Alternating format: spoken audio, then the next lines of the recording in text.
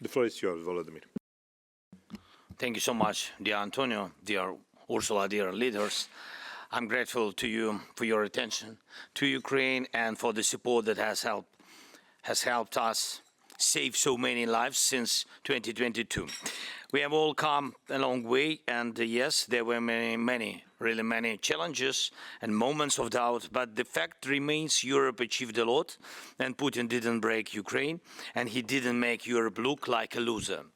And in fact, on every major issue where Europe stood up to protect itself, its way of life, and Ukraine, Europe turned out to be right, and it delivered real results. Russia has lost in literally everything it tried to use to threaten or break us, break Europe, and Europe has demilitarized Russia's gas weapon.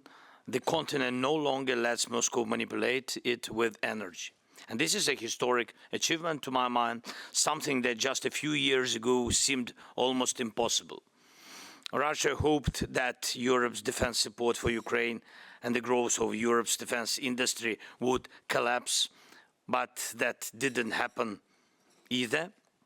Russia cheered and hoped for Europe's political downfall when the American administration changed, but again, Russia failed.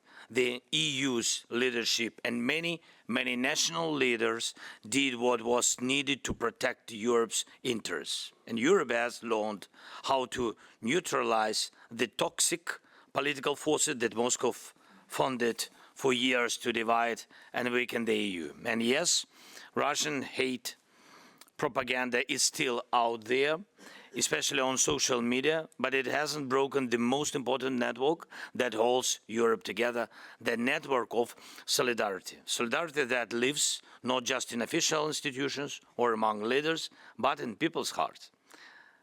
The vast majority of Europeans still see Russia as the only one to blame for this war. And sure, some people in Europe still enjoy flying to Moscow, but let's be honest, most Europeans understand this selling out moral values and European interests in Moscow will never become the European mainstream. It will always be the business of outsiders, not of real leaders. Dear friends, if we have all achieved so much, then how can the European Union break now, and how can Russia be the one to win? The decision now on your table, the decision to fully use Russian assets to defend against Russian aggression is one of the clearest and the most morally justified decision that could ever be made. This decision reflects everything we have been saying, thinking, and most importantly, feeling about this war for years. Not just us, but hundreds of millions of Europeans, and no one will ever be able to explain to them or to the people living in Ukrainian towns and our Ukrainian villages destroyed by Russian bombs and assaults why it would somehow be wrong to use Russian money to rebuild those homes. No one will ever be able to explain to a Ukrainian child whose parents were killed in this war that the aggressor is not to blame and should face no consequences. Not even Viktor's best speeches and videos could convince that child that Putin is innocent. No one will ever be able to explain to European voters why Europe should give 200 billion euros back to Putin after everything he's destroyed and after all the hard choices Europe had to make because of this war.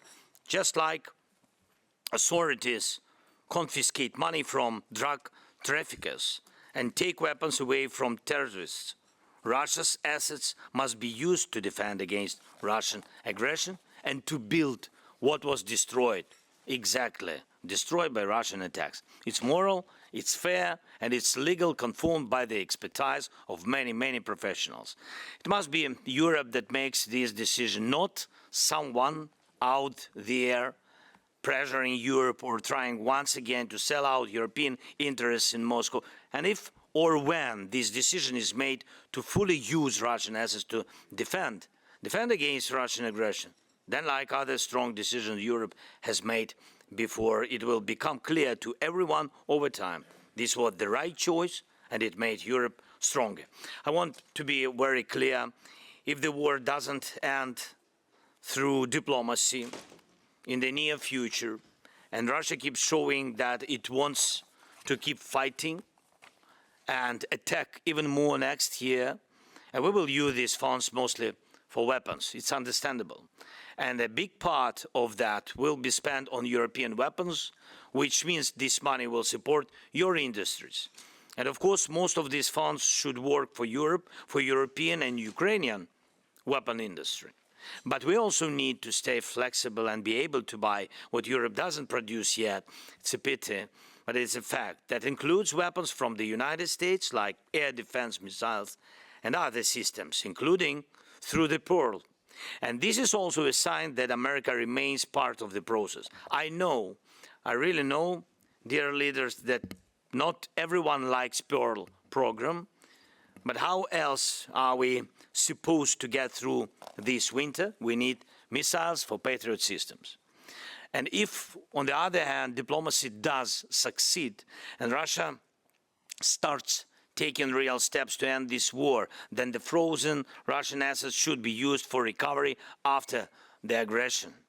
And again, it's fair that Russia pays the price for what it has destroyed. That too means money for European companies, the ones that will help rebuild.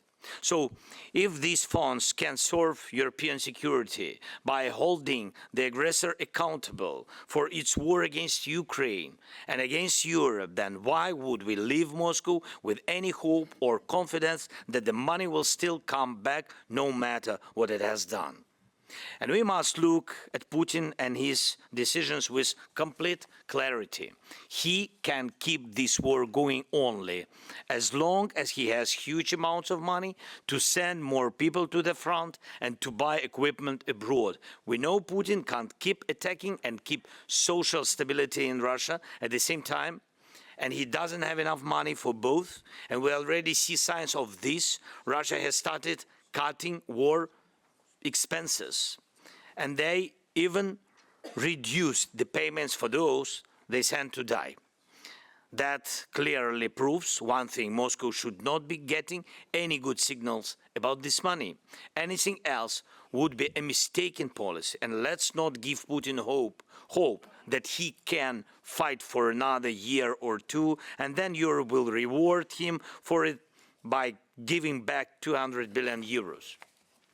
And if someone wants to invest in more Russian aggression, they should say it openly, not hide behind excesses. And I know that Russia is intimidating different countries over this decision, but we should not be afraid of these threats. We should be afraid of Europe being weak.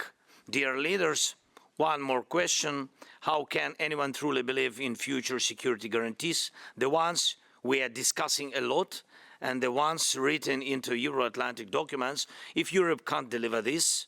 One very important decision: a financial security guarantee for Ukraine in a situation that is morally crystal clear and completely just.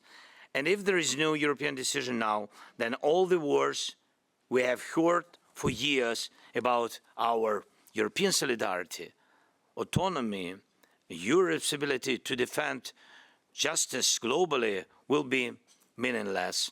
If this isn't done now, the Russians, and not only them, will feel that Europe can be defeated.